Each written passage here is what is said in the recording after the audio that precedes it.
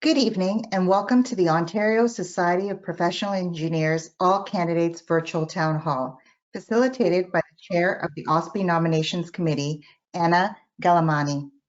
Before we begin, I'd like to take this opportunity to cover a few housekeeping items. All attendees will remain muted for the duration of the session. There are 3 ways to ask the candidates a question. First was by submitting your question along with your registration prior to the session. During the town hall, if time permits, there will be 2 options to ask a question live. First is through our chat function. Please submit your question via text in the question box. This will be sent to staff monitoring tonight's event and will be read aloud. We will try to get to as many questions as possible. If you would prefer to ask your question verbally using your own microphone, please select the Raise Your Hand button. Staff will introduce you and unmute your microphone. Individuals will only be allowed to ask 1 question at a time. To change your personal view of the webinar, you may use the gray bar to adjust the presentation to video view. Without further delay, it is my pleasure to now introduce the Chair of the OSPE Nominations Committee, Gkalimani. Good evening, everyone, and welcome to the second night of OSPE's All Candidates Town Hall. This is an opportunity for all of you, our OSPE members, to hear what this year's candidates' vision is for your association. OSPE selections are structured to ensure a turnover of 1/3 of our board members each year, and therefore there are 4 open positions for a 3-year term. In addition, for 2021, we have 1 more open position for a 1-year term. Last night, we heard from the candidates running for the 1-year term. Tonight, we have the 7 candidates running for the 3-year term, and they are Jerome James, Yousef Kimieger, Kam Leong, Peter Marcucci, Dr. Marilyn Powers, Irene Sterian, and Oliver Xiao. Welcome, candidates, and thank you for taking the time to give back to your profession. We all appreciate it. We will start with opening remarks tonight. Each one of you will be permitted up to 3 minutes for their opening remarks. Following, we will move to the questions, and each candidate will be given 1 minute to respond to the question. After the question period, we will give each candidate up to 1 minute for their closing remarks. The order of the speakers tonight is alphabetical by last name. Please note that the views and opinions of the candidates do not necessarily reflect the views or opinions of OSPE. So let's now begin with the opening remarks. Each candidate will have up to 3 minutes to talk about why they want to serve the engineering profession, what are the values and background they will bring to the board, and why volunteering for OSPE is important for them. The first candidate for this evening is Jerome James. Jerome? Thank you, Anna, fellow candidates, and those watching at home. Good evening, everyone. My name is Jerome James, and I'm honored to be a candidate for a 2nd term on the OSPE board. For those who don't know me, I'm a mechanical engineer by training and an energy manager by profession in the automotive industry. I also am on the founding members of Black Engineers Canada. Every day, I'm given an opportunity to hear problems and come up with solutions that reinforce a plan to reduce carbon emissions within our various plants. I've also had the opportunity to apply these problem-solving skills at various levels within OSPE. From debating items to be included within our strategic planning, to engaging with political candidates, to sign a pledge to engage with the profession as a promise if elected. At every step, I had Ontario's engineering community as a center focus. I'm proud of what we've been able to accomplish in the last 3 years. Among our accomplishments have been a renewed focus on equity, diversity, and inclusion that has led us to record-breaking turnouts to our yearly EDI forums. We've announced renewed our commitments to engaging with our membership, and I believe that more can be done. Too often, engineers find themselves working in silos and not engaging with each other and not sharing in our everyday successes. This is why I pushed to create the OSPE podcast launched this month entitled Engineering the Future, where engineers from all different backgrounds can engage with compelling technical topics of the day and have their story heard. I want to commit OSPE to breaking down these walls and sharing these everyday success stories more frequently with our membership. This will inspire us to achieve in our own day-to-day work and bring us that much closer together. In light of these recent changes at PEO, in which they are dropping the requirement to go to their membership with the question of mandatory professional development, and to deal with it at the council level, this has created a golden opportunity for OSPE to become the one-stop shop for all required continuing educational content when that becomes mandatory. This will allow us to grow our membership to heights never before achieved and be more in line with other professional advocacy bodies within Ontario. Thank you for listening, and I look forward to answering all of your questions during tonight's event. Thank you, Jerome. Our next candidate is Yousef Kimieger. Yousef? Thanks, Anna. Hello, everyone, and hope that you have had a good time, and thanks for joining and listening to this broadcast. My name is Yousef Kimieger. I'm an electrical engineer with over 35 years experience. I'm currently vice president at Hatch, which is one of the engineering companies, consulting companies in the region. My background and my profession that I work with is in the rail transit industry, all the rail transit automation and metro, subways, and rail systems. So that's what I do as part of my day-to-day job. On the industry side, I have a lot of activities, including IEEE, IRSC, TRB, and APTA. At IEEE, I chair the Standards Committee for CBTC and Signals. At IRSC, I'm the fellow of the organization, and I chair the CBTC conference every year in our city here in Toronto, which is attended by everyone around the world. Very successful conference.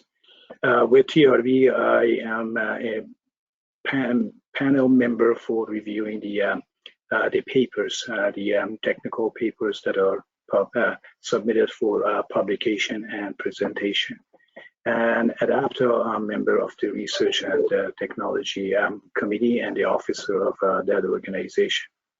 I'm a professional engineer and member of OSPE. For those who probably may not know what is the difference between what PEO does and what OSPE does, PEO is having a role and responsibility in order to regulate the industry. So that means that they will be running everything by the rules and regulations, and that's what they are doing rightly. OSPE, on the other hand, has other responsibilities. OSPE is the advocacy organization and is based on building the relationships with the community, trying just to make sure to get involved in the sustainability from energy, environment, and infrastructure perspective, and getting involved in research and innovation and advancing our engineering. One key point is that we engineers, anywhere that you look around yourself, anything that you touch and you can imagine, it has an engineer's touch. It has been designed and developed by the engineers. But unfortunately, our profession is not getting the same level of reward proportionate to the level of experience and effort that we put in place.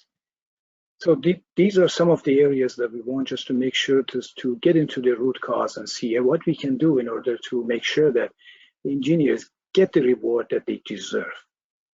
So what the root causes are, it's not going to fit into this session, but this is something that I hope that if I get involved in OSPE, then I will be putting some of those ideas in place in order to make sure that they work.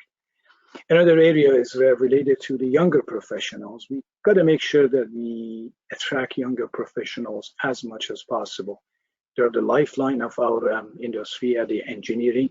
And as the baby boomers retire and get out of the work cycle, they have to be replaced. More important than that is just the gender balance. Unfortunately, in the past, everyone thought that engineering is just a male-dominated area, which has been the case, but it has been, in the recent years, we'll see that there are a lot of changes is happening in those areas. And that's something that I need just to make sure that, or we collectively, whoever that gets into the board, it doesn't matter if it is me or whoever, this is something that we want to make sure that we maintain that gender balance and provide that opportunity to everyone so that we can take advantage of the creativity that a lot of female engineers have, and they have proven to be more creative than the male engineers. I'm not trying just to discriminate between the gender. I'm trying just to make sure that we have this balance in place. And we're going to make sure that we give our engineers the technical confidence, the skills that they need. This is very important, technical confidence, especially those who are coming or educated outside of this region, and they're coming and having a lot of challenges. I'm not saying that we should just give everyone the license that they practice, but we got to make sure that we educate them. We try just to mentor them to make sure that when they get into the profession, they are performing, first of all, for the code of conduct, and then making sure that the skills and experience that they bring to the profession is something that is valued. I think that my time is up. Yes, I'm sorry. I want to give you some time for your opening remarks, but in the questions we have to be more strict so everybody will have the time to respond. Thank you very much. My next candidate is Kam. That's me? Yes. Okay.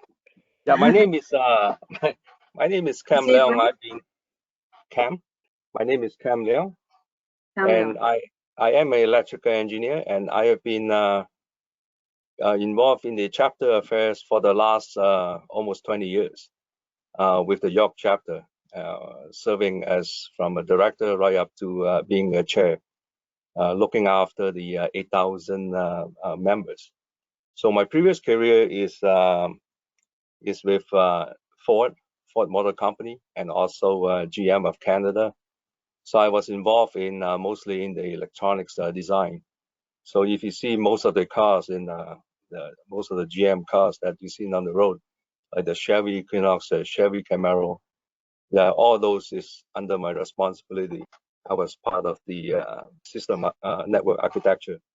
But currently I am with Metrolinx.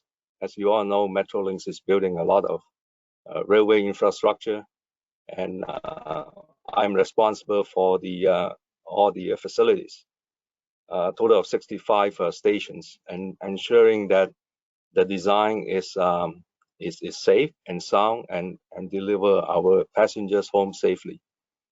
And why do I volunteer is because I felt that I could contribute to the OSPE organization with my experience and background, being involved with almost 20 years with chapter affairs.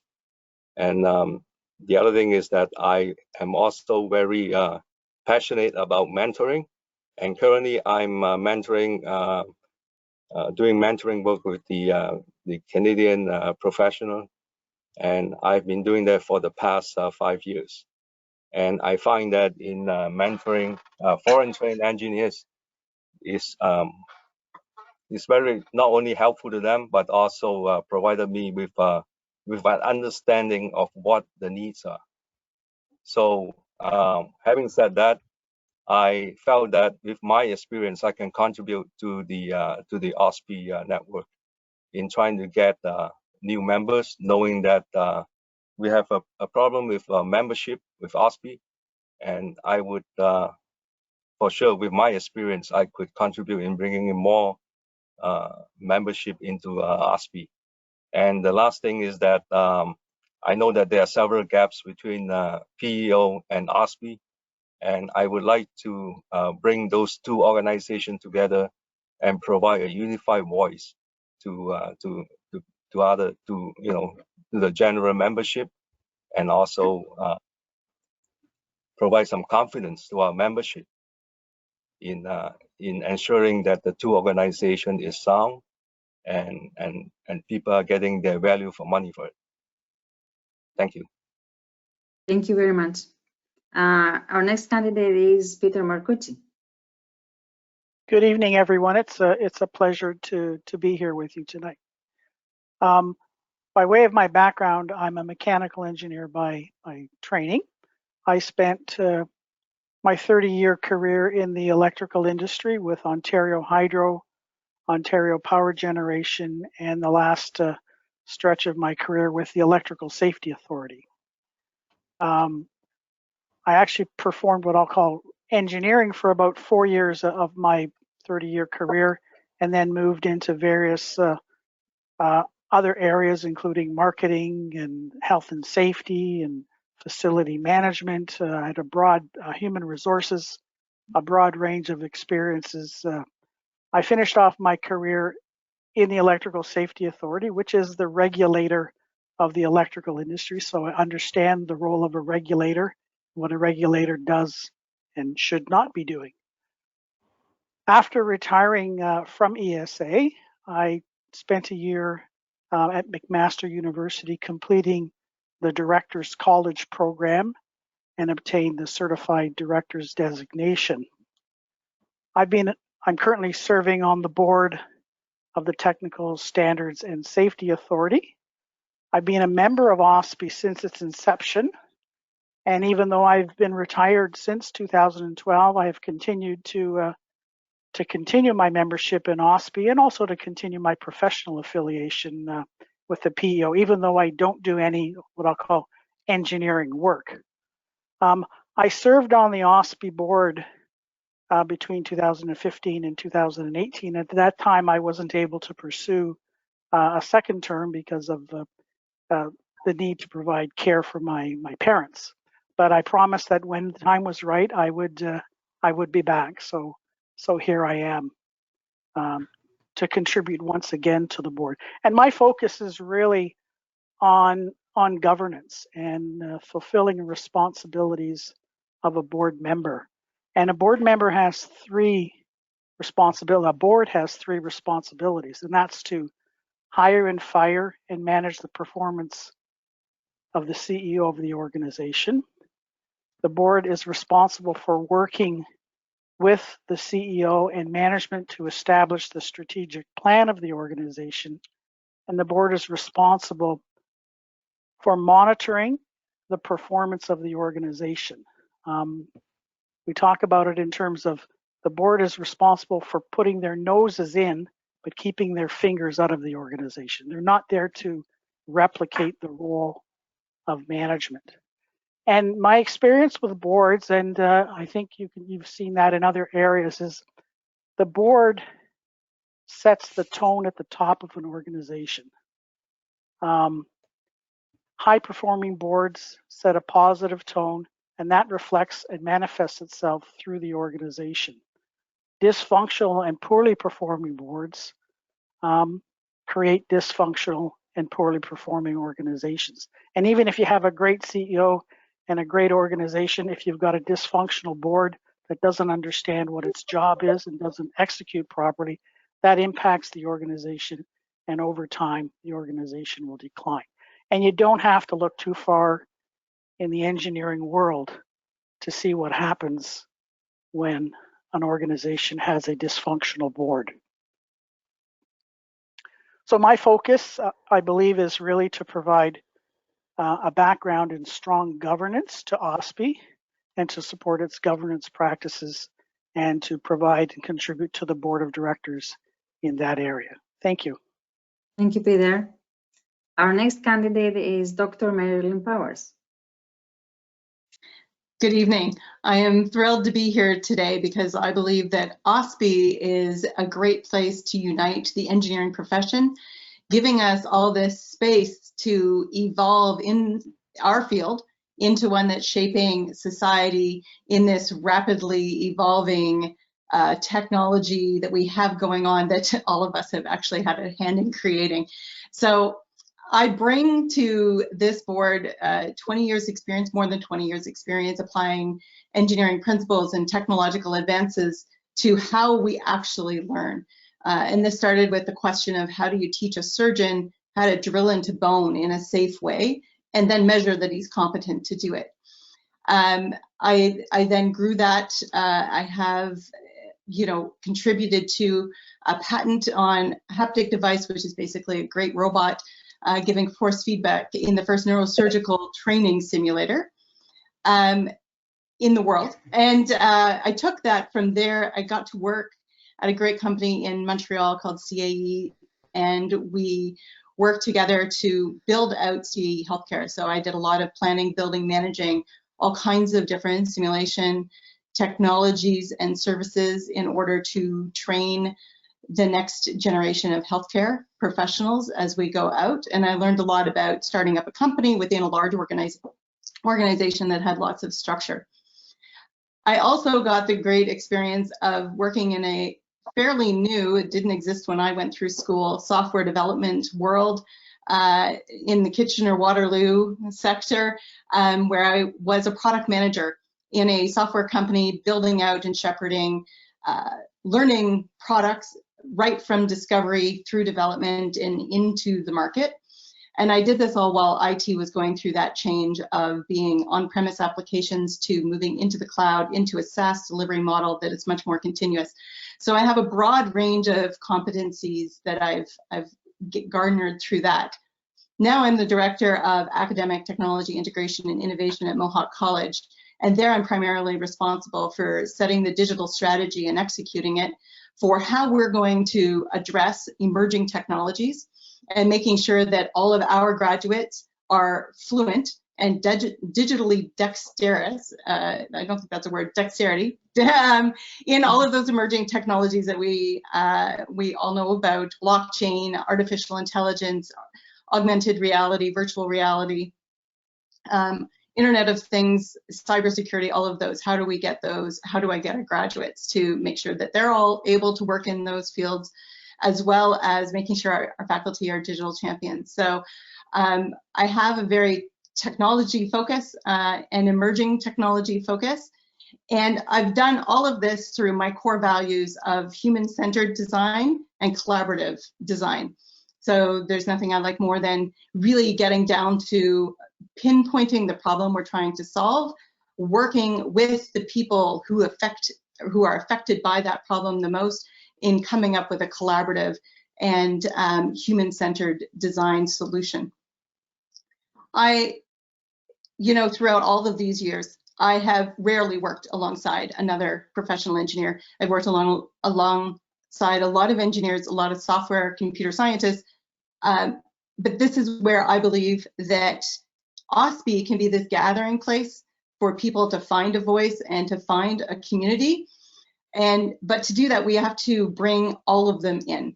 And that means reaching out to a lot of the people who have through their career been like me. That I didn't think there was someone like me or someone who thought like me or was working in the same field as me at these organizations. And so I'd like to really take what I have learned through my career and make sure that we're bringing in more people like that are sitting on the fringes and of indecision.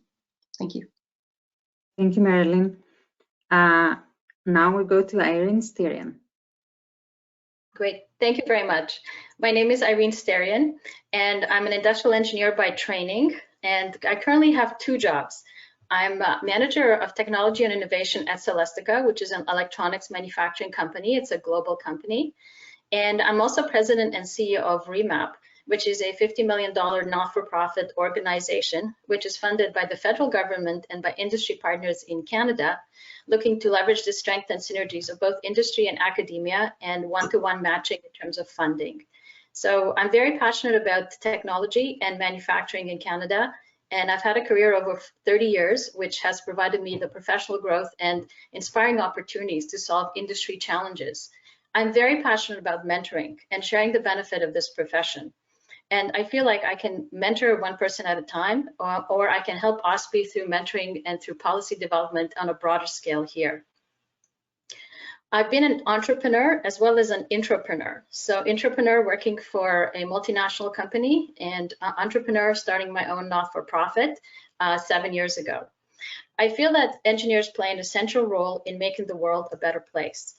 You have to start locally, but you have to think globally. So this is critical as the global market navigates both an economic and a healthcare crisis right now. Knowing how to pivot quickly, creating new connections, and leveraging technologies are the keys to succeed in this new economy. So I want to bring forward the values of continuous learning to achieve this.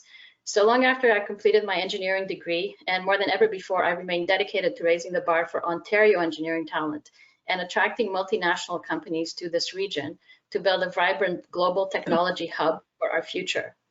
So in summary, I want to serve the engineering profession to raise the image of engineers and their contributions on the world stage. This will attract more talent to the profession and more industry investment in Ontario. The values and background that I bring, I'm an engineer and a business person. I have been an entrepreneur for a large multinational as well as an entrepreneur. I interact with government at all levels, with industry of all sizes and academic institutions. And I believe there is a win-win in collaboration. My motto is to start small, think big, and create value. Volunteering for OSPE is important to me, since I have been mentoring students and young engineers one at a time, and I think I can influence change on a broader scale through the work that OSPE has been doing in education, mentoring, and policy development. Thank you very much. Thank you, Irene. And now I move to Oliver Shu. Hi, thank you, Anna. Hi to all OSPE members. My name is Oliver Xiao, and I'm a civil engineer. So I'm extremely honored to be nominated for this opportunity. I want to serve the engineering profession because I'm committed and I want to find a meaningful way to give back to my profession. Now, before I go talking about my background, as you guys can see, I'm the youngest candidate tonight. So I would like to focus on what a new generation young engineer what kind of value I can bring to OSPE and to its members. First of all, as a new immigrant myself, I resonate with internationally trained engineering professionals for the challenges they experience on their journey to licensing or to find an engineering job in Ontario. I believe OSPE can provide a lot of value and resources for them. I currently work for a not-for-profit provincial industry association where I often act as a middle person between my industry and government agencies. This gives me a better understanding of the government policies and engineering standards across the regions. My work experiences provided me a coherent understanding of both the challenges and opportunities where our profession can excel. And being an active volunteer with various professional associations, I first started at my local PO chapter, where I learned about PO governance, organization structure, and combining with my current role at OSPE as the chair of the infrastructure task force, I have a clear picture of the challenges that the two associations are facing. With my unique involvement and experiences in both organizations and the working experience for a not-for-profit organization, I believe I am an ideal candidate for the board.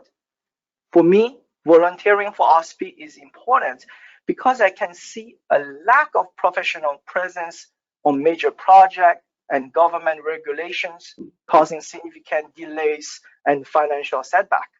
I wouldn't mention about those projects. I'm sure everyone have heard of some at least. Professional engineers play an important role in our society to ensure public safety, environmental sustainability, and balanced growth. We need a powerful voice and strong advocacy body to promote and advance our profession. We need to ensure that our profession holds an essential role in our society and its future development. Thank you for listening, and I look forward to answering your questions. Thank you, Oliver, and thank you all for this introduction. We will now move to the pre-submitted questions. I would like to remind you that each of you will have 1 minute to answer each question. So the first question is, how do you believe OSPE can assist foreign-trained engineering professionals who are feeling isolated? And I will start with Jerome. Thanks, Anna, for the question. Yeah, foreign and trained engineers, first of all, we need to listen to them. We need to not pretend that we have all the answers, or the answers from yesterday will fit the box for the future. We need to go on a listening tour. We should come up with a panel of individuals and find out what are the current issues of the day. And then from that perspective, create a seminar offering to cater to them from what we heard. We have to host resume clinics to new immigrants. Resume clinics are not just for students. People that have built their backgrounds in different industries overseas have opportunities to learn from organizations like OSPE to get their foot in the door and make an impact, and we can make that difference in their lives. Thank you, Jerome. Yousef? As I touched on this in my introduction, the vast majority of the engineers that are migrating to Canada, they're foreign trained. Myself being one of them, going back more than 2 decades ago. And the challenge that I was facing is, I think that is something that every foreign trained engineer is facing. The first thing is that everyone is asked, okay, do you have Canadian experience? And without someone giving you that opportunity to gain that Canadian experience, you will never gain that, right? So as a compromise, everyone has to start working as not necessarily as a lower level, but someone else taking the responsibility, mentoring that individual, and making sure that that individual is given the opportunity in order to practice and learn in real life. So that's what, as I said, PEO is the regulatory entity. Their role is just to make sure that they run everything by the book and they run everything by the guidelines. OSPE has a role that can provide a sort of incubator for those who are foreign trained, to give them an opportunity in order to meet the like-minded, being mentored by others. I am a mentor myself. I do a lot of volunteer time in mentoring others. So that will just give them a leapfrog in order to make sure that they get absorbed by the industries in a much faster time. Thank you, Yousef. Next is Kam. Yeah, I can say something about that, about foreign trained engineers. I recently hired an electrical engineer from the UAE, the United Arab Emirates. And when she came over and started work, she's a brand new immigrant. The first thing that she asked me when she started on the first day, she said, why do you hire me? And I don't even have Canadian experience. So I said, the reason why I'm hiring you is that I would like to see that you will get your P.Eng license in the future. And I think industry need to realize that they have to not only look at a Canadian experience, they also have to look at what that person has. So if you look at it, right, an electron in the UAE is the same electron in Canada. So why do we need a Canadian experience? So I believe that OSPE can do more work in getting industry to understand that we shouldn't look at Canadian experience, but look at the background and what that person has done to hire them. Thank you, Kam. So that's what I'll be trying to do when I become a director. Thank you very much. Peter? Oh, Peter, we can't hear you. Yep, I just got it. Thank you. One of the challenges that, as I look through the list of questions that were provided, many or most of these questions are very operational in nature and really reflect the work done by the CEO of the organization and the organization itself. So as a board member, my role is not to come up with tactical suggestions for the organization. Okay, if you can imagine, there are 12 board members on the board, and there are about 30 OSPE staff. So if each one of us had some suggestion about, well, OSPE should do this, OSPE should do that, we'd create confusion within the organization. So certainly with respect to the specific question, OSPE can and should play an important role with respect to facilitating and creating a community for foreign trained engineers and create a facility and services where they're welcomed and supported. But as a board member, we really have to step back and say, okay, how can we incorporate a program on to support foreign trained engineers within the overall strategic plan of the organization? How do we resource that? What's the business case for it? And is it a supportive business case? Rather than saying, well, I think we should do this, and I think we should do that. That's not the board's role, and that creates confusion. So yes, at a broader level, we need to do something to support and facilitate and welcome foreign trained engineers, but we also need to step back and let the management of the organization figure it out. Because go ahead, sorry. I'll give you 10 more seconds to. Okay, because as a manager in an organization, every time a board member said, I think you should do that, we had already considered that. So there's providing tactical suggestions is not the role of a board member. Thank you very much. Marilyn? Hi. I actually agree very much with what Jerome was saying, and that we need to make sure that we're listening. When I look at the word isolation, I think the opposite of that is connection and belonging. So can OSPE be a place where these people find connection and that they feel like they're being brought into the fold and that they can belong in that? So I think that's what we need to think about, is how do we incorporate that. Everything else tactical will fall out of that. Thank you, Marilyn. Irene? Yeah, this question resonates with me because my dad came with his family here to Canada as an immigrant and as an electrical engineer. And he definitely was supported by mentors in the community. And he was actually able to find a job within a month of arriving in Canada. And it was through this community connections and networking in a new country. So I think OSPE can assist in 3 ways. First, connecting with immigration services and introductions and mentoring. So leveraging the existing infrastructure that we have in Canada.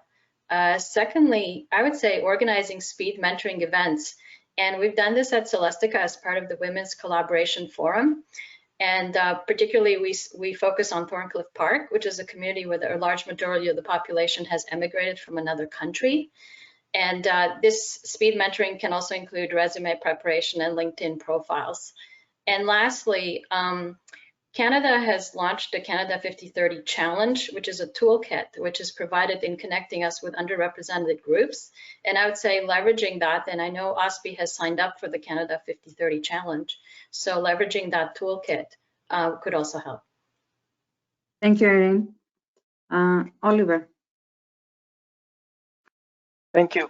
Yes, I think this is a very important question here. COVID-19 has made things even harder for foreign trained engineering professionals. I have personally helped a few of them through their licensing journey.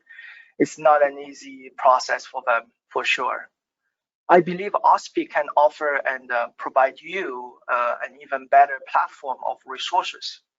Currently, OSPE hosts job fairs, technical presentations, NPPE exam trainings, and other resources to support its members.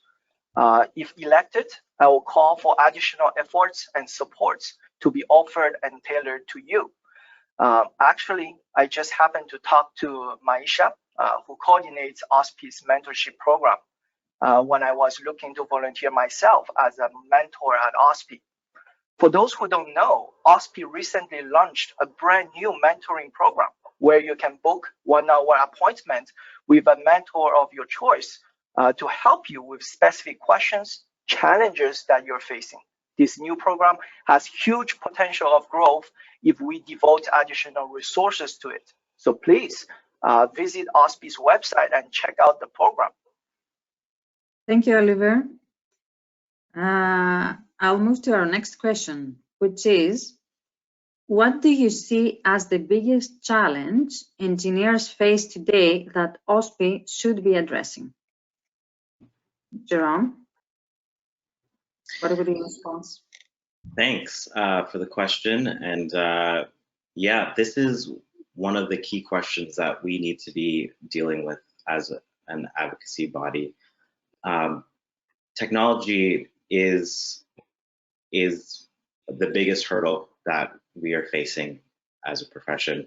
And how are we going to grapple with engineers of tomorrow in the confines of how we administer our profession today? Too many engineers of tomorrow don't see the value of the P.Eng, and we need to push PEO, hold them to the fire to make sure that they deal with this situation sooner rather than later. OSPE can engage with software and computer engineers, graduates, by supporting them in ways that they can get ahead in their field, things that they care about, that they think that we won't support them because they don't have a P.Eng. Well, we need to break down that falsity and that barrier and bring webinars and training that will help them to get ahead in their field. Have training on entrepreneurial skills, and our engineering graduates with startup mindsets within technology. We want to make sure that they see a home here and that we can cultivate their ideas and those sparks. Maybe presenting preferred liability insurance for companies that hire P.Engs in that technology space, bringing them into the fold, putting them into that pipeline, pushing our regulator to recognize them. That's the role for OSPE, and that is the future that we need to grapple with. Thank you, Jerome. Yousef, what is your response to this question? Yeah, that's a question that every engineer, especially those who are foreign trained, they're facing. The main challenge to the engineers, as I touched on that in my opening remarks, do we as engineers, we get the rewards proportionate to the effort that we put into the education that we put in place, and are we rewarded similarly compared to other professions? I don't think that we are. This is one of the challenges that the engineers are facing.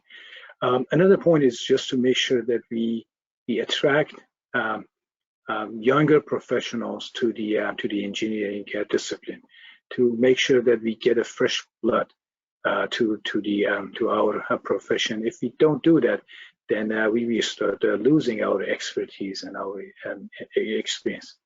And as I said, we need just to have a mentorship program in order to make sure that especially the new engineers, they are learning from the more experienced engineers in the shortest time, in order to come up to speed and be productive and contributing to the industry. OSPE's role as advocacy organization can fill all these gaps that right now the engineers are facing. Thank you, Yousef. Kam, we would like to hear your response to this question. Yeah, I agree with Yousef that our profession is not being recognized in industry. And I know for sure that there are places that do not need a P.Eng for practicing engineers, and I think that is wrong. I think OSPE should be able to advocate and make it mandatory for industry to recognize professional engineers in the workplace. And I don't see that happening at the places that I know. And I, as a elected board member, director, I would advocate for a recognition of P.Eng in the workplace. Thank you, Kam. Peter, the floor is yours. Unmute. Thank you. Sorry about that. Probably a similar theme is emerging. What I believe is that the engineering profession and being a professional engineer is undervalued in our society. We no longer have the leadership role that we once played. When I started working, the CEO of my company was a professional engineer. Fewer and fewer professional engineers are CEOs of large companies. Fewer and fewer engineers sit on boards of directors. So OSPE plays a role in creating and speaking for the contributions that engineers make to society.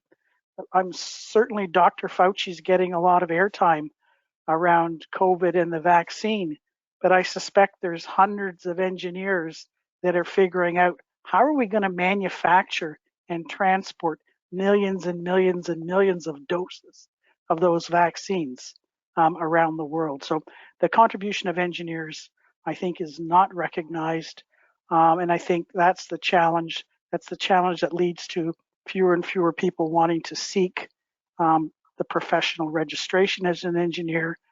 So I think it's important that we work as OSPE to improve the perception of engineers among government, among the public, among industry, and amongst engineers themselves.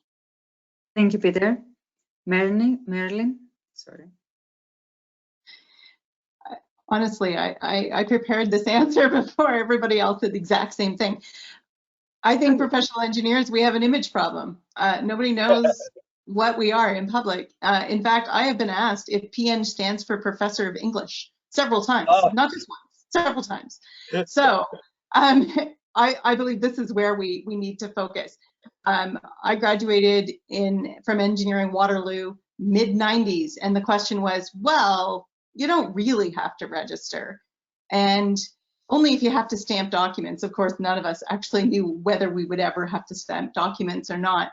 So not many people from my graduating class signed up, and that was 25 years ago. So we definitely have an obligation to kind of go out and make sure that we create this place where there's, an inclusive and yet, value proposition that means something.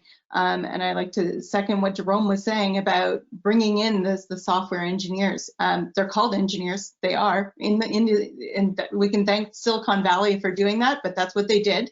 And so these people are now out there. They're creating much of what we build our businesses on, like all the software that we run our businesses on, and that we actually we're communicating on right now. So they are doing what engineers did for the infrastructure, decades ago. They're doing it. We need to bring them in, and we need to go out to the public and express what we are. Chartered professional accountants did it a few years ago. I remember the ad campaign, and all of a sudden everybody I knew what a chartered professional accountant was. So we should do the same. Thank you, Marilyn. Irene, we would love to hear your opinion on this. Okay, well, I'm going to put a couple of comments about the discussion so far because I agree. I think engineering needs to raise its image as a profession, but I think this is a global problem, not just an Ontario problem.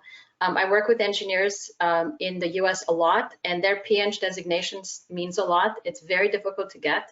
And when they see P.Eng after my name, it definitely has the respect. So I definitely value my P.Eng and what it stands for. When I thought about this question, though, I thought the biggest challenge facing engineers in Ontario, and particularly today, is that technology is advancing exponentially and our business models are still linear. So we have a strength in Ontario around artificial intelligence and software, but we also have strengths in hardware. And a lot of products today are the mix between hardware, software, and AI. And all of those fields are growing exponentially, and we need to harness them together, not in silos. So I think we need to educate OSP members in all aspects of the technology trade-offs and that no one is left behind. So skilling and reskilling of engineers in Ontario is the biggest challenge for me.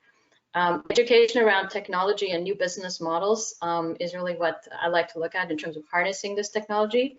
Looking at product development that's hardware only, and it cannot grow exponentially like product development that has components of software and AI to it. And specifically, sensors are critical to product development and process development, and understanding how to harness the power of sensors, the data, analytics, AI, and assisted decision making. And I find that I'm not skilled in AI and data analytics as much as I should be. So skilling and reskilling talent as we move from hardware-centric to software-centric models is key to maintaining a relevant workforce in Ontario. Thank you, Irene. Oliver. Yeah, I think my peer candidates have a common agreement on this topic. It's all about the value of the profession. However, I don't feel this issue is on any specific sector. It's across the board. The biggest challenge facing engineers today is the public's recognition of our profession. Compared to the other professions such as doctors, lawyers, and even the accountants, as Marilyn mentioned, we have better recognition than professional engineers. And we are the ones who are often responsible for public safety. You can literally hire a non-engineer to work on a nuclear plant application in Ontario if you want. So I believe advocating for better recognition of our profession overall will benefit us and those who come after us in a long way. Individuals with proper engineering training, education will be valued. The hiring rate of those individuals will increase, and same does the compensation. Perfect. Thank you, Oliver. I'll move to the next question, which is, do you believe OSPE should expand into member seminars that address the technical and ethical professionalism of engineers? And I'll start again alphabetically from Jerome.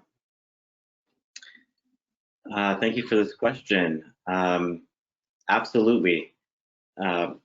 We as technical-minded folk, we are very versed in the numbers, and sometimes you can get bogged down in the technical data and not be able to articulate the position to the people that it matters the most, or you do not do it in the most advantageous or ethical way, which can tarnish the reputation of the industry and your profession. So absolutely, this is goes hand in hand with not necessarily just knowing the technical background, but having the ethical and professionalism to be able to make your point and get it heard, to make an impact. It's the difference between just having the data and making an impact with the data. And I think for the betterment of our profession, OSPE should be at the forefront of making engineers of today true leaders. Thank you, Jerome. Yousef? Yes, on this topic, as long as there is a clear line between what PEO does and what OSPE does, because we don't want to interfere into the areas of PEO and vice versa. We're an advocacy group. We are going to help the fellow engineers in order to understand all the implications of the ethical issues, code of conduct, professionalism. These are things that PEO is enforcing them. The hearing committee all the time brings forward cases with the professional engineers or those who are even not professional engineers and claim that. So it's just enforcing that. While OSPE has to remain on the side that it's just providing, informing the engineers, providing them with forums, seminars, discussions, bulletins, anything, mentorship, anything that's required to make sure that the engineers are not violating the rules and regulations. Perfect, thank you. Now I move to Kam.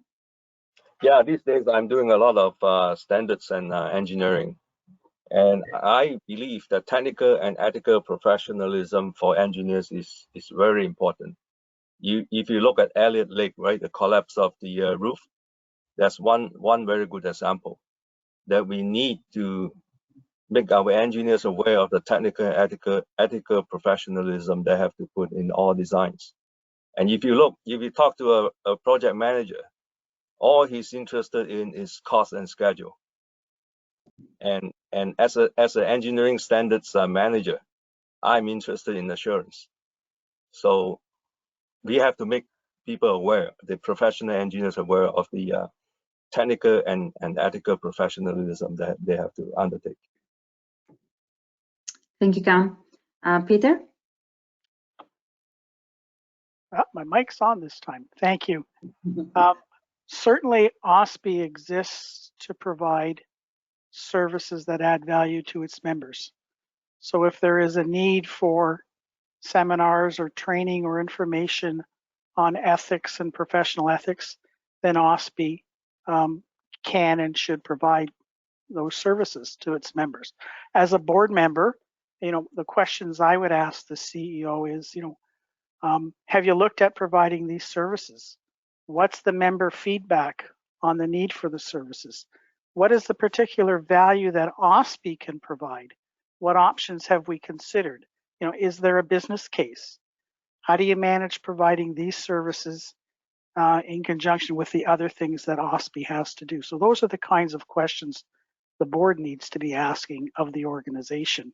And certainly, again, in this area, it's another area where I think we can improve the stature and the value of the profession by providing more information and training and support on acting and behaving ethically.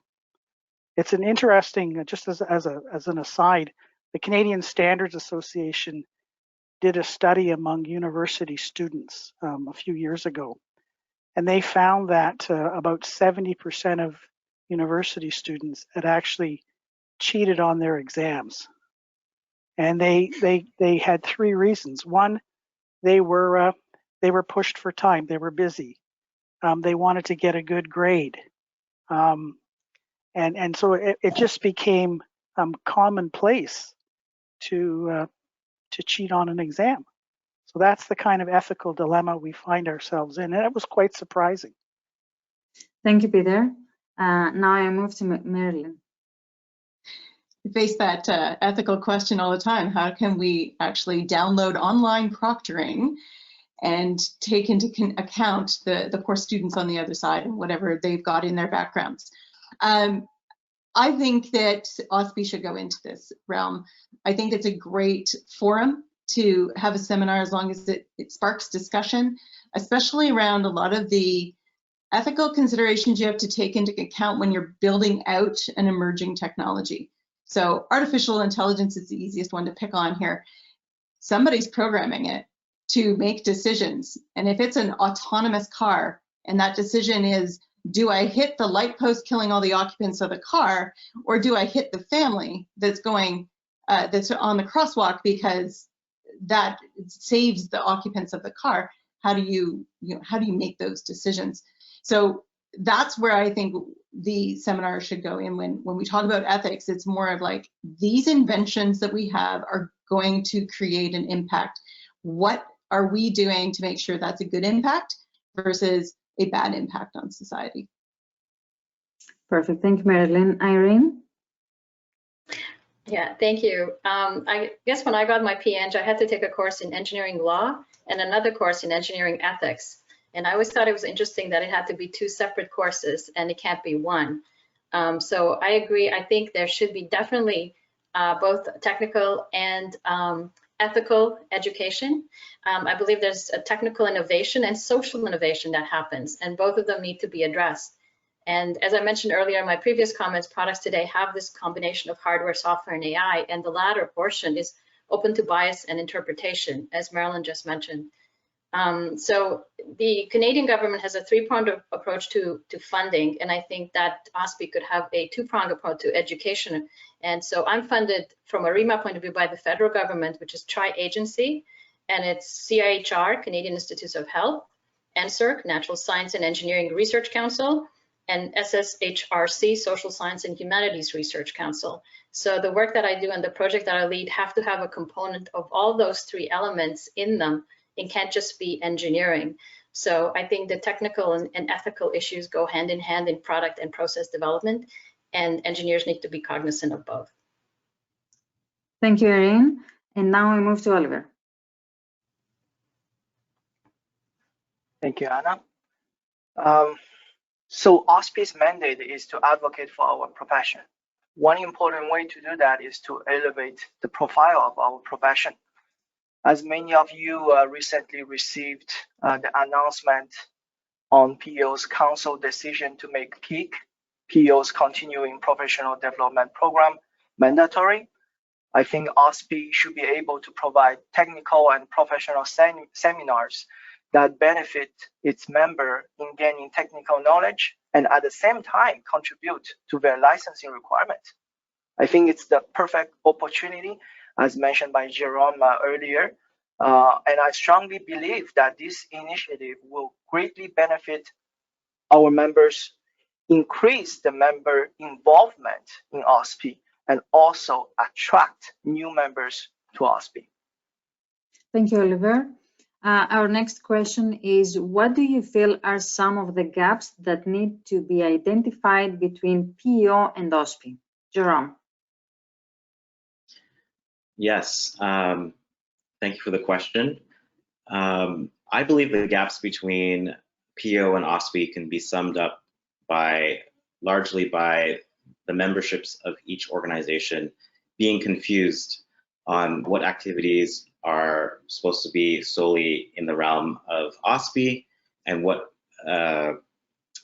activities are solely in the realm of PEO. I feel like both organizations should sit back and reflect on their offerings and make sure that they can really deliver on their key core mandates to the fullest extent and let go of activities that aren't explicitly fulfilling those mandates. And that will clarify some of those confusions, making sure that our regulator is putting their full force funding and step forward into a sound regulator going after issues regarding bad operators so that we can have a healthy, productive profession going forward.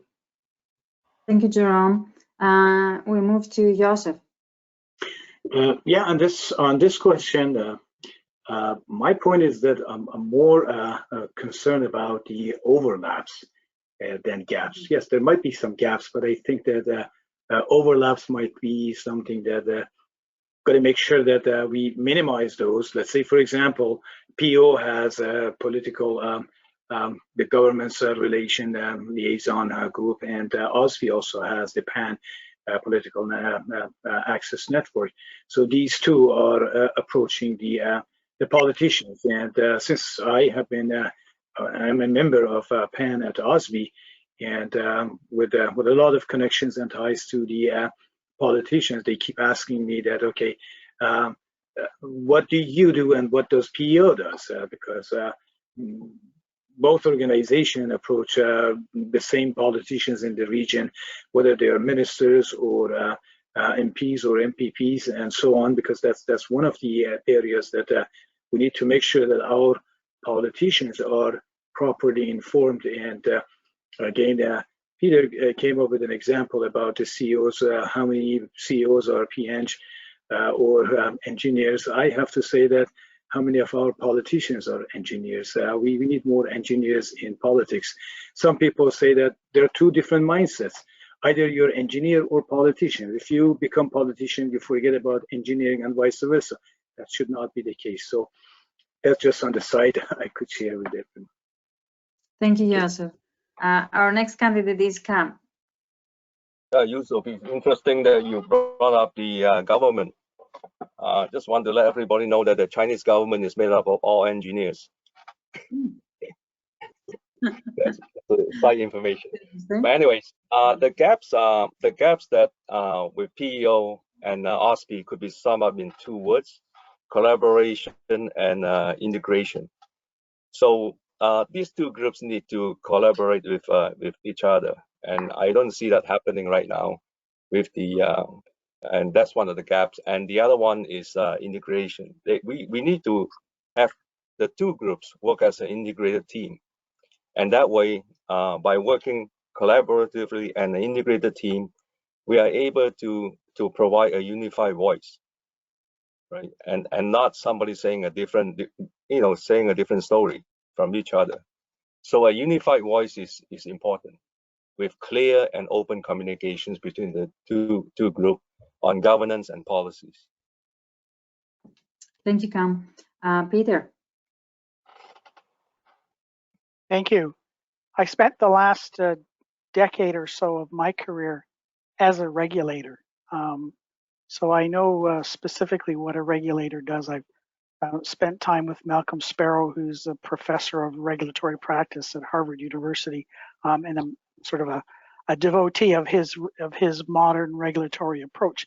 And I really think the biggest gap between the PEO and OSPE is the understanding, and I think understanding is there an acceptance of the specific roles that we have as organizations. And it sounds like this was an issue when I was on the OSPE board 4 or 5 years ago. Certainly was an issue throughout the development of OSPE. So it's still there and it still needs to be addressed. I would sum it up this way. OSPE speaks for the professional engineers. The PEO as a regulator speaks to professional engineers. And I can explain that. PEO's role is to represent the public interest and establish rules for engineers. They don't deliver services. As a regulator, they deliver obligations. Engineers, you must do this, you must do that. OSPE provides the services. There still is a lot of work to be done and a lot of culture that needs to be changed so that both organizations understand and accept their specific roles. And it looks like it's a work in progress that will continue. So OSPE can support this change. I think as an organization that is the voice of engineers, we can start to provide specific feedback to the PEO on how they're performing as a regulator. We shouldn't be shy to do that. And when they seek advice and seek opinions from engineers, it's OSPE that they turn to provide that voice of engineers. So it's a challenge, and it seems like it's been a challenge for many years, and one we still need to address. Thank you very much. Marilyn? Yeah, the biggest gap I see is that the PEO is there for the professional engineer in the regulatory body. We've heard that. And OSPE has a chance to be there for many more people that represent engineering that may or may not fall under the regulatory body. And this is where I think we should focus. And it's still a little bit unclear for people on the outside to try and figure out why to join OSPE, right? It's kind of been well, that's an obligation. I don't know what this is. And we have a chance here to create that value proposition that makes them want to come to OSPE. And I think that's the biggest gap that we need to fill. Thank you, Marilyn. We will move to Irene. Great, thank you. I feel that OSPE really has an opportunity here to look at the new model of education and micro-credentials as education is being disrupted, because I feel that the engineering degree that I got and the iron ring I got at university were only the start of my education journey, and that's where PEO is accredited right now, and more needs to be done to encourage and accredit continuous learning. And what I've learned in my 4 years of engineering is definitely not enough to sustain me in a career in engineering over 30+ years. So I see OSPE as the continuous education and follow-on accreditation organization. I definitely see gaps, and I agree with everyone here about the roles and responsibilities between the organizations. And I have actually been on another board in the US where similar to organizations did not have clear roles and responsibilities, and it did not go well. And so the sooner it's resolved, the better. And that one went on for 10 years. So I would say there's definitely an opportunity for OSPE to differentiate and look at adult education and continuous learning. Thank you, Irene. Oliver? Yes, so I think at this point, all my peer candidates already put very clear the definition of OSPE and the PEO. So I'll just like to maybe summarize it on a grassroots level to make things simpler to understand. So as I have mentioned in my opening statement, both associations need to identify their respective roles. That is where the gaps are. OSPE must continue to do its great work in advocacy of the profession to the government, which I have a personal experience from my work at the Infrastructure Task Force and also the OVER Task Force that OSPE has, and also to provide more support to its member, especially as we mentioned earlier, the foreign trained engineering graduates and even new graduates during this hard time. On the other hand, OSPE can advocate PEO to improve their regulatory role, for example, to enhance the public recognition of our profession. How to do that? For example, for licensing, we can advocate PEO to process the application in a timelier manner. We know there's a lot of delays now. Clearly provide guidelines to the applicant, and also what are their expectations from the submission? And that are the questions that I get the most when helping those people, whether foreign trained or not, in applying for their license. And of course, to improve and always improve their disciplinary functions, to get our overall profession better and being recognized by more people. Thank you, Oliver. Our next question is, what would you like to accomplish in your first year on the OSPE board? And I'll start again with Jerome. Thank you, Anna.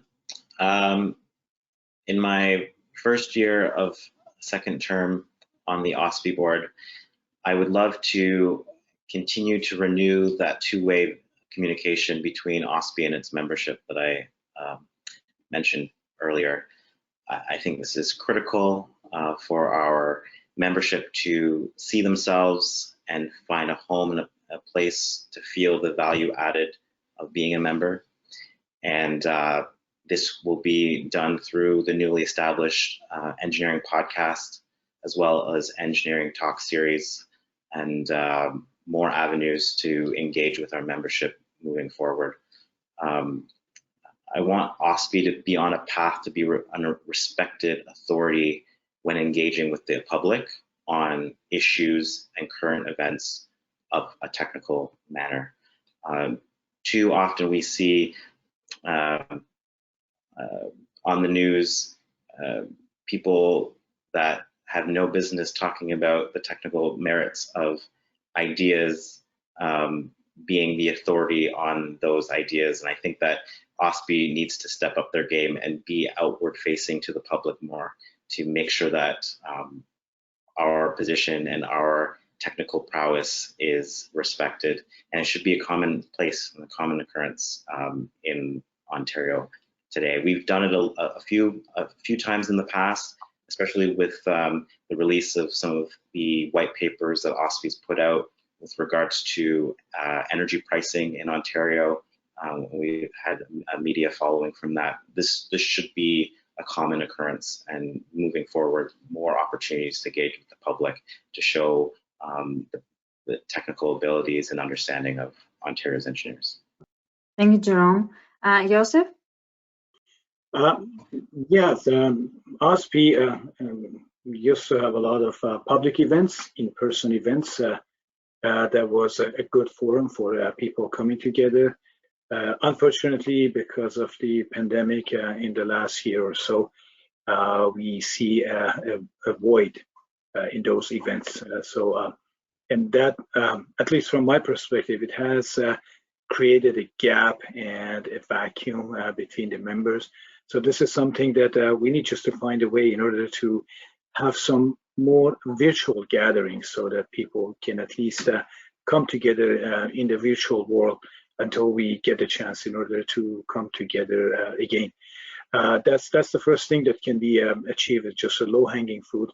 Long-term activities that can be started is, again, working towards attracting younger professionals to the profession and making sure that we move towards a gender balance, and again, longer term is just to give our profession, I hate to say, a facelift, in order just to make sure that everyone understands and recognizes and appreciates the value that the engineers bring to the society and to other professions. There are many other professions that they are empowered and enabled by engineers.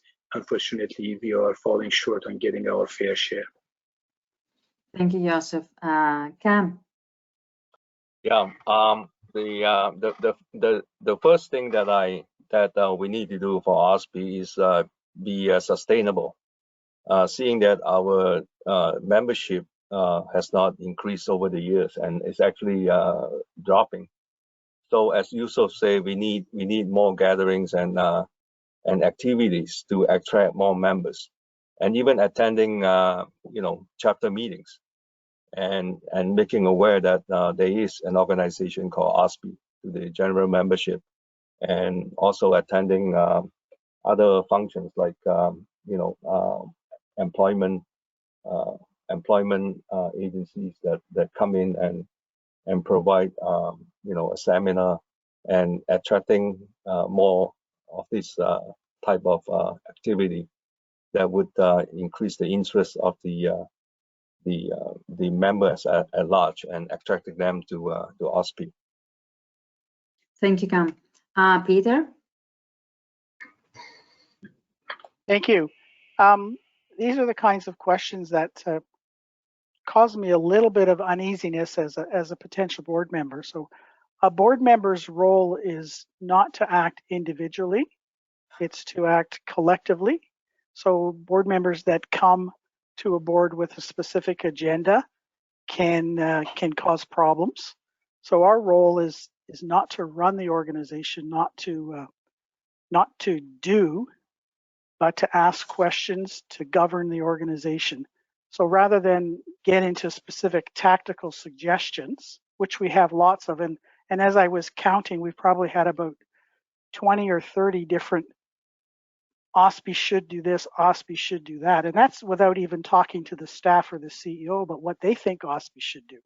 The board should step up a level, and the questions I would ask are, do we have a succession plan in place for the CEO? What are the major risks OSPE faces, and how does the organization mitigate against those risks? Has OSPE protected itself and its members from cyber attack? Does the strategic plan need to be updated? What are the major societal changes that we could expect as a result of the pandemic? And how will that create opportunities or threats for OSPE? Those are the kinds of questions the board needs to be asking. We've had a challenge with membership growth, and So 5 years ago when I was on the OSPE board, membership has been stagnated, and there was a plan to drive membership. It sounds like that hasn't happened. So a question we need to ask as a board is, what are the other options perhaps to produce revenue and sustain growth for OSPE outside of membership activities? Those are the things that a board needs to be asking and exploring, rather than coming with individual sort of agendas. Thank you very much, Peter. Marilyn? Yeah, I'm going to reiterate that at the end of a year in, I would like to see that we've been able to get out to the people who are not currently members. So how do we reach them? I'm a fan of Jerome's podcast, and I think that's a great way to get into some people's lives that wouldn't normally reach out, right? And find that. And we need to keep striving to look for more ways. Find out where the people who aren't joining, where do they hang out? What are they looking at? And find a way to get into their world, and look at expanding the membership there. I like what Irene was saying about micro-credentials. In fact, it's my team that builds micro-credentials at Mohawk. The interesting thing about those, competency-based led, so they have to fill a competency and they have to be industry-driven. Me as Mohawk College, I can't come up with one in my office and decide what to do. I actually have to have an industry that's telling me we need this. So the OSPE does have a place to play there. Thank you, Marilyn. I'll move to Irene. Yeah, thank you. 1 year is a very short amount of time, so it can go by very quickly. And I thought of 3 things that could be done in 1 year. And it kind of goes on what Peter said, is aligning what has already been started. And first of all, it's raising the profile of OSPE and raising membership as a result. By doing that, by talking about the provincial budget and the federal budget 2021 and the pre-budget submissions which OSPE has put forward. I'm already speaking at CSBC on April 27th, but I think there's more opportunity for engineers to speak on policy and business as it relates to technology and elevate the image of engineers in Ontario. The second thing is back to my micro-credentials and continuous learning and adult learning. And I do think we do need a new education model. And I would love OSPE to partner with a company platform, but also with colleges and universities to come up with this model. I know LinkedIn has a model, but Coursera just has another online platform, and they just went public today. The third thing is to support the OSPE federal budget recommendations to Minister Freeland. Again, they've done an excellent job of putting forward these recommendations on engineering workforce, sustainability, research and innovation, and specifically in research and innovation, support of local manufacturing, innovation and production. I have worked with the federal government with REMAP over the last 7 years, and I learned how to create impact locally at municipal and provincial levels with the federal mandates. Thank you, Irene. Oliver. Thank you, Anna. First of all, regarding the role of a board member, I believe the board still has to provide the strategic direction to an organization. So it's important to have a scope and direction for OSPE. I do agree with Peter on the point where we have been talking a lot already tonight, and I have mentioned a few things that I would like to see that OSPE do move forward to. So I will just summarize a little bit because I feel more talk is not useful. We need to see actions. For the first short year, I would like to first make sure that there is a succession to the achievement and the great work accomplished by the current and past board. We need to continue that.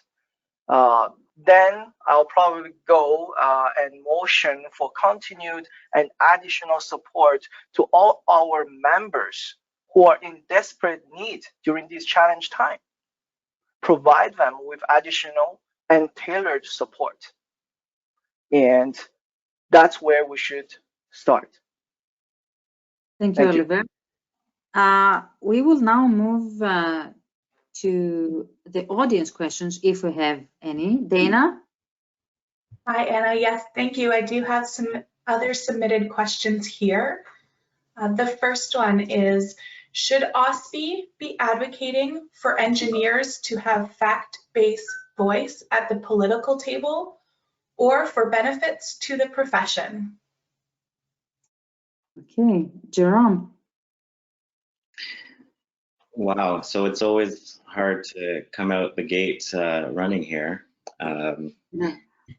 Sorry, can you repeat the question? Absolutely. Should OSPE be advocating for engineers to have a fact-based voice at the political table or for benefits to the profession?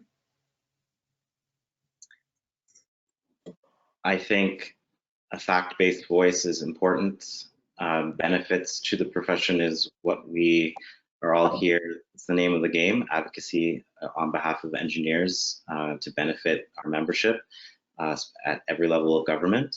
I believe that there needs to be more of a evidence-supported decision-making at every level of government, and to have more engineers around the table giving their input on major capital being spent on infrastructure projects versus what's happening dealing with energy, gateway, you have it, whatever. I will always stand by the fact that I want more engineers around the table in those decision-making spaces. And while we're there, I would definitely want to recommend some benefits to engineers as well being talked about. So it's not an either or, it's a both in my mind. Thank you, Jerome. Yousef? Yeah, that's exactly the point that Jerome touched on. I don't see any conflict between these two. And as I was saying, that we need more engineers in the in politics. So that means that if you provide the facts at the table, and if the politicians are understanding the facts and appreciating that, that would automatically be to the benefit of the profession. So there's no conflict between these two. Thank you, Yousef. Kam? Yeah, I would agree with Yousef. There's no differences. We need both. That's because, as we said earlier, that we need to recognize the profession. And right now, there's no recognition among the industry for professional engineers. So a fact-based and benefit to the profession at the political table is an absolutely must. Thank you. Peter? Certainly, I agree with the sentiment that's been provided. OSPE, in fact, does provide advice and recommendations to government. I just recall seeing something in my news feed about OSPE recommendations on a certain subject in the last day or two were accepted by the government. So we need to continue to do that. We should not be afraid to tackle issues of the day and provide sort of unsolicited advice to the government on what we feel is important to engineers and important to society. What have we learned from the pandemic as engineers? Is there a lack of strategic manufacturing in Ontario, and can we in fact provide an opinion on that, or infrastructure, IT, or whatever it might be? So yes, we can do that, and at the same time we raise the profile of and stature of the profession, and we increase the benefits to the profession along with that. Thank you, Peter. Marilyn? Yeah, so along the same lines, I believe if we go with a fact-based voice onto the political table, we lend all the credibility. And if we go with just talking about the benefits of the profession, it's like having a salesperson with no credibility in front of you. So I think we are going to get to the benefits of the profession, but only if we bring our fact-based voice, lending that credibility to the table. Thank you, Marilyn. Irene? Yeah, absolutely. A fact-based voice at the political table, because I would say the engineering profession is agnostic to industry. So we can talk to all industry without a bias. And that gives us a huge benefit and advantage in that we're impartial. We're the United Nations from an industry point of view. So we cannot be seen as lobbying because we do not have an affiliation. We're affiliated with everyone. So definitely fact-based voice.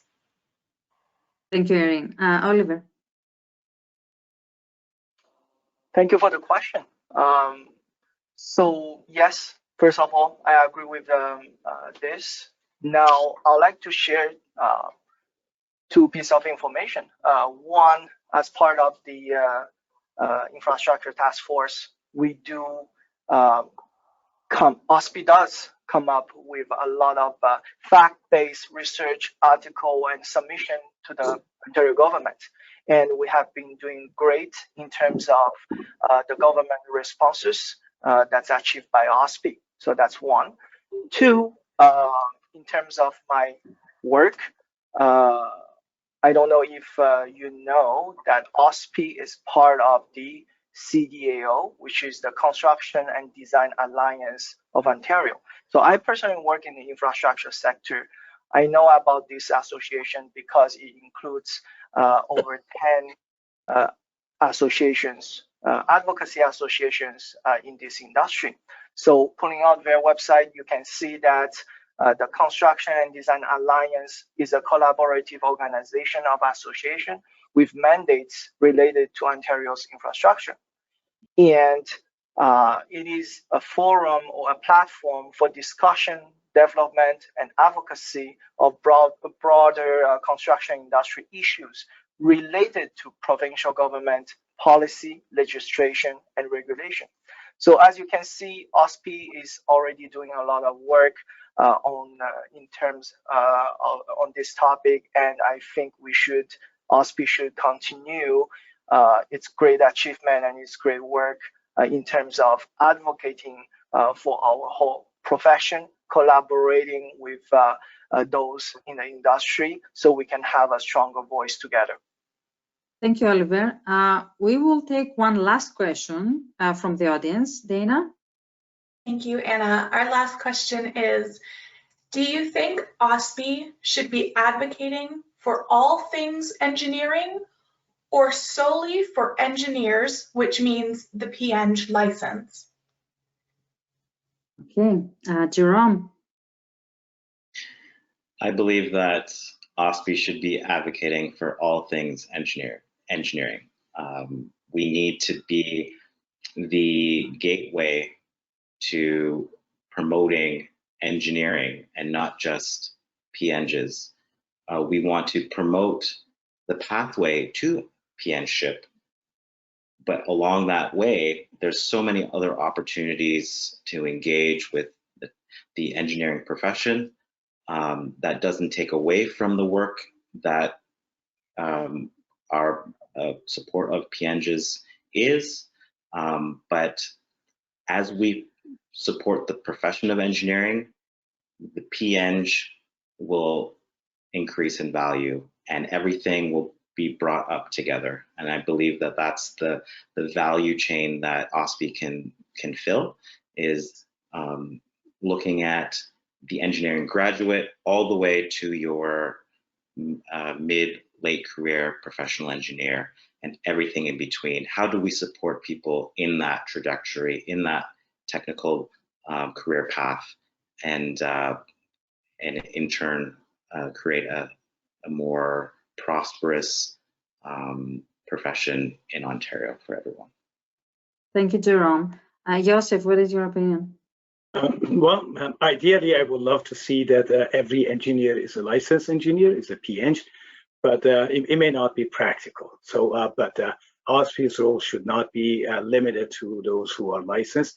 It should cover everyone because there are a lot of engineers that are working under others' licenses, and they need to take advantage and benefit from what OSPE provides. So, OSPE, I think that has to support all engineers and not just those who are licensed.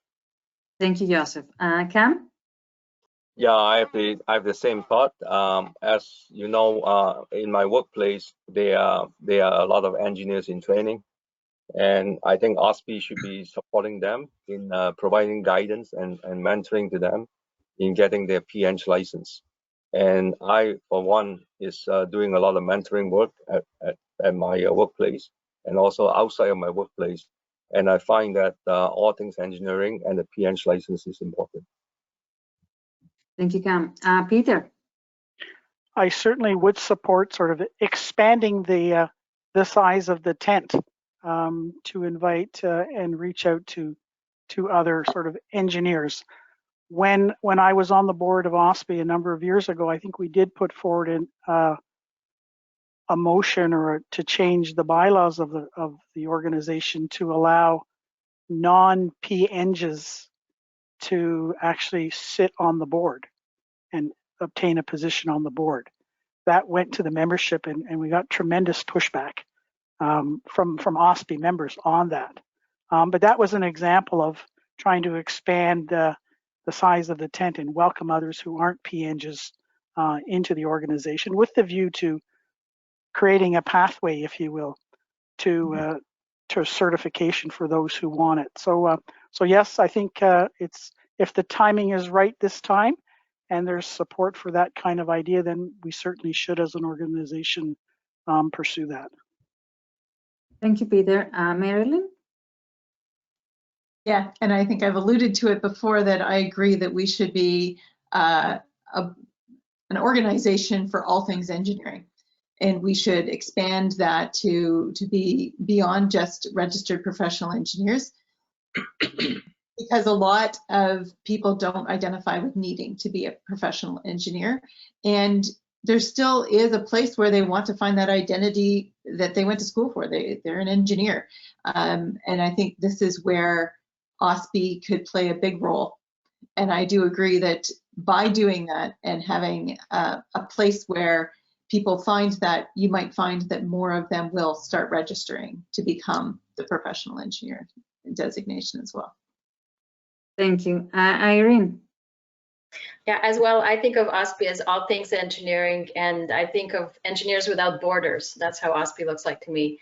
And I think it should be inclusive, because a lot of foreign trained engineers and their degrees do not qualify for P.Eng licensure in Canada, but they are engineers from another country. Also, I think from a collaboration point of view, there's science degrees, there's communications, marketing, finance degrees, which can enhance engineering and actually help us progress. And I think it could also be more united in terms of how we act as an organization, which is engineering-led, but inclusive of all other designations. Thank you, Irene. And Oliver? So I want to redirect the focus of this question a little bit. As OSPE is advocacy body for professional engineers, I feel we should do more work to support everyone in the with engineering education and training to promote and elevate the overall profession.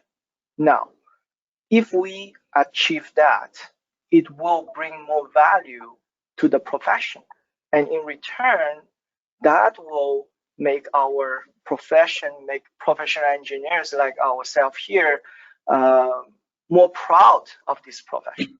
And this, as I mentioned before, will bring in more value to this profession, and also in turns bring up the public, the government's consideration of our profession by increasing the rate of hiring of engineering graduates, increasing the compensation that will comes together with this achievement. Now, if you can make more money being a professional engineer, if you can be more proud to be a professional engineer, why wouldn't someone be one? So I think by doing more work in terms of advocating for this profession, we'll be able to achieve it. And I do hope everyone do get licensed eventually while we're doing this effort as OSPE. Thank you, Oliver. We are not going to take any more questions from the audience. We don't have time. But before we move to the closing remarks, I would like to ask you very briefly to tell us why you are proud to be an OSPE member. And I will start with Jerome. Thank you for the question, Anna. I'm proud to be an OSPE member because I believe in supporting the profession that I'm a part of. I'm interested in seeing the profession grow and be sustained and have the respect that it deserves in the realm of professions in Ontario. And I believe being a member of your advocacy body actually promotes support of your profession. And I want to see it flourish, so that's why I'm a member. Thank you, Jerome. Yousef? Well, I'm proud to be a member of OSPE because it is providing me the opportunity in order to pay back to the profession and pay back to the society. Without being a member of OSPE, I might be able to do that, but it will be very, very limited. So OSPE provides me that broader opportunity in order to contribute to the profession and pay back my dues. At some point when I was younger, someone did the same to me, and now it's my turn in order to do the same. Thank you. Kam? Yeah, the reason why I'm proud to be an OSPE member is that I like to be able to advocate and present our findings and the white paper. And the one that I'm working on right now is zero emission in the sustainability group. And I find that very interesting to be able to voice my opinion on something like zero emission, which reduces the carbon footprint. And as Yousef says, is the time that I would like to pay back to the community and would like to see OSPE flourish. Thank you. Peter? I'm an OSPE member because I believe OSPE adds value to our profession by being a strong voice for engineers among the public, among industry, with government, and to the PEO, our regulator. That's why I've been a member of OSPE and have supported OSPE since its inception, and I continue to support OSPE even though I'm retired and no longer sort of directly practicing engineering. Thank you. Marilyn? I am an OSPE member because it provides me a place to network and communicate with other engineers. I work in isolation compared to engineers. I work with a lot of non-engineers and have all my career. And so at this point in my career, now that my kids are launching into adulthood and they're off, I want to give back and be able to actually work with the younger engineers, especially who are on a career path like mine that was kind of not direct and often, a sole engineer amongst many other people. So that's why I'm a member. Thank you, Marilyn. Irene? Thank you. I'm proud to be an OSPE member because OSPE is pushing the boundaries of what it means to be an engineer and what it means to be an innovator and a problem solver and ultimately a leader in society. Thank you, Irene. And Oliver? I believe, just like some of you, I first became a PO member for my licensing need. But soon I started to wonder, what does OSPE do? With that curiosity, I joined OSPE to find it out. And I began with a few social events before I started to volunteer for the infrastructure task force. And that is where I met so many dedicated and passionate committee members working together to improve and promote our profession. So my answer is simple. I am an OSPE member because I want to be part of this great community and for the great cause of advocating for our profession. Thank you, Oliver. And now we will give each candidate 1 minute for their closing remarks. Jerome? Thanks, Anna. In closing, I would like to thank everyone for tuning in to tonight's town hall discussion.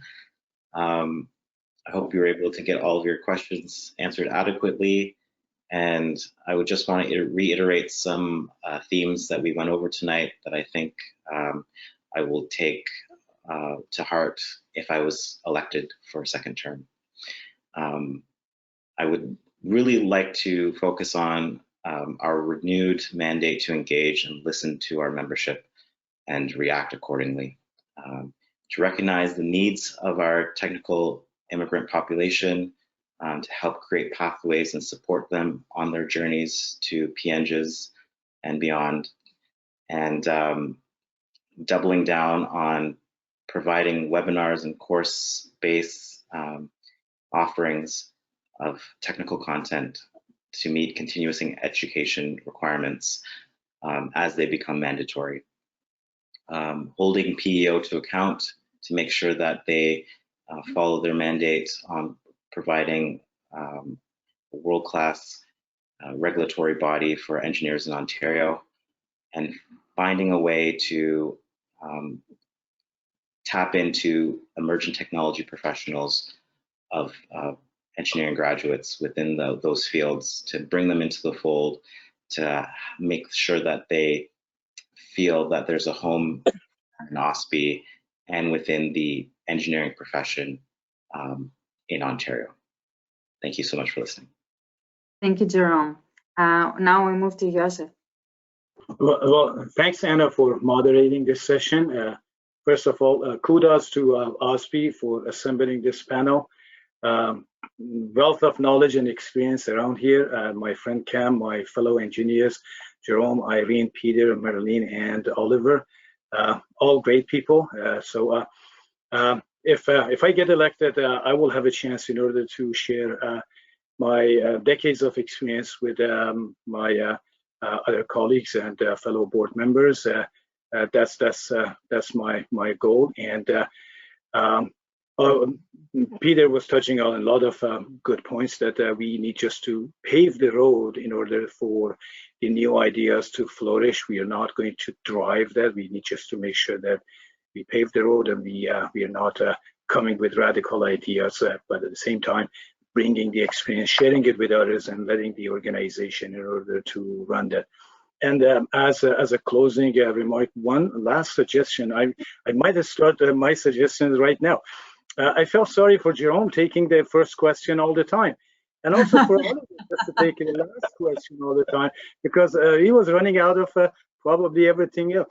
So my suggestion is that the first question goes to the first person, second to the second one, then the third to the third one, and rotating. So I couldn't hold back this suggestion, so that might be something that could be practiced in the future events. With this, I will thank everyone who just tuned in and who will listen to this in the future. Thanks for your time, and appreciate that. Thank you. Thank you, Yousef, and thank you for the suggestion. We take notes. Next is Kam.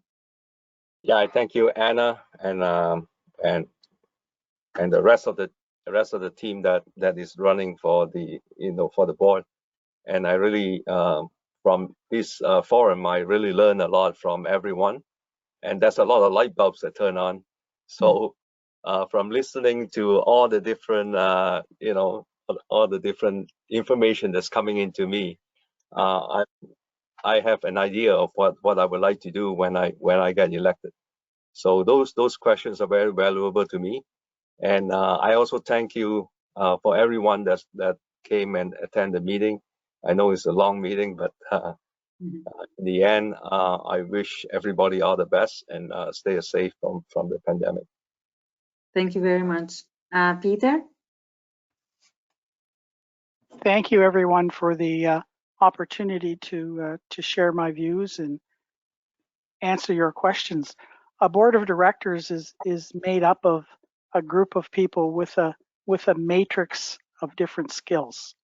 One of the unique things that I think I will provide the OSPE board is that when I decided in my retirement to pursue activities on corporate boards, I sought out specific training and education on how to become an effective director, and sought out and participated in the corporate directors program and achieved a chartered director's designation. So I provide a wealth of experience in corporate governance and understanding how to become an effective director. So that's the kind of contribution to that matrix of skills that I believe I can bring to the OSPE board. So thank you very much, and thank you to all the other participants.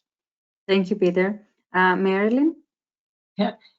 And if you're still listening, thank you for hanging in there. This has been a long haul for somebody watching yet another virtual meeting, right? Basically, the themes that have emerged today give me hope for the engineering profession. I couldn't be happier to be part of this discussion and see that a lot of us have a very similar themes that we should be focusing on all engineering professions and figuring out how to elevate OSPE and OSPE membership in order to elevate our profession and make sure that we are inclusive while going out there, figuring out how to reach out to those who aren't automatically OSPE members or don't sign up automatically, as well as going into, you know, continuous learning and all of the new emerging technologies and how they have to integrate together. That's always a challenge to try and upskill for those kinds of things. So with that, I think OSPE is this great place where we can bring people together, give them that sense of community, that place where they can go and get good information, have great discussions, and we just need to keep working on that. Thank you. Thank you, Marilyn. Next is Irene.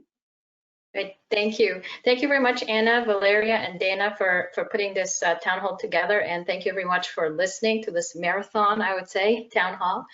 I also thank you very much for giving me the opportunity to share my ideas and my vision for a stronger engineering community in Ontario.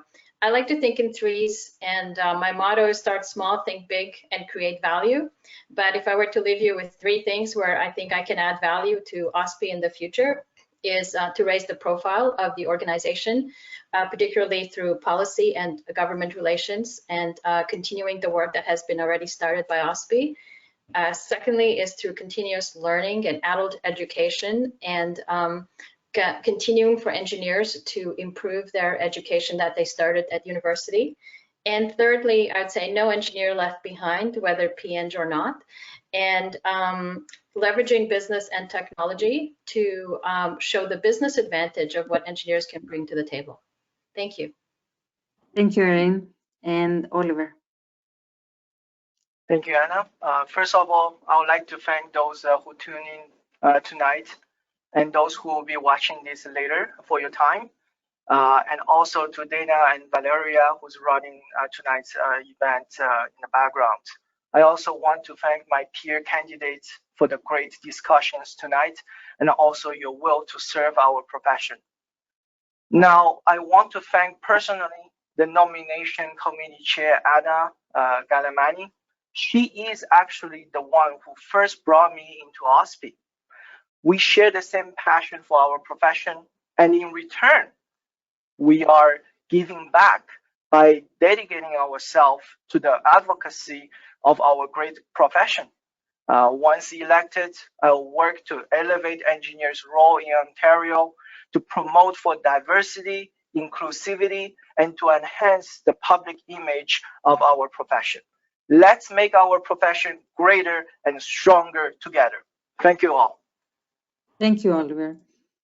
This now concludes this evening's discussion. I would like to take the opportunity to thank all of our candidates for participating in this evening's event, for taking the time to give back to their profession and join OSPE. I would also like to thank all of our OSPE members for joining us tonight and for posing their questions to our candidates. Tonight's town hall has been recorded and will be posted on OSPE's website by tomorrow end of day, along with the recording from the one-year term virtual town hall that was held yesterday evening. Our OSPE members should have received their election packages via email on Monday, March the 29th. If you have not provided a valid email address, you will be receiving your packages via regular mail. All voting for the OSPE board election is done online, and it's very easy. Please note that voting for the one-year term position will be done immediately after confirming your vote for the three-year term positions. Please take the time to vote. You've seen that we have a fantastic group of candidates. I know the decision will be hard, but it is very important to vote. Polls are now open and will remain open until 11:59 p.m. on Friday, April the 16th. Additionally, all election information can be found on OSPE's website, www.ospe.on.ca. I hope you all found this evening informative. I sure did. Thank you all and have a wonderful night. Thank you so much. Bye now. Bye. Thank you. Bye, Yousef. Bye, everybody. Bye-bye. Thank you. Thank you.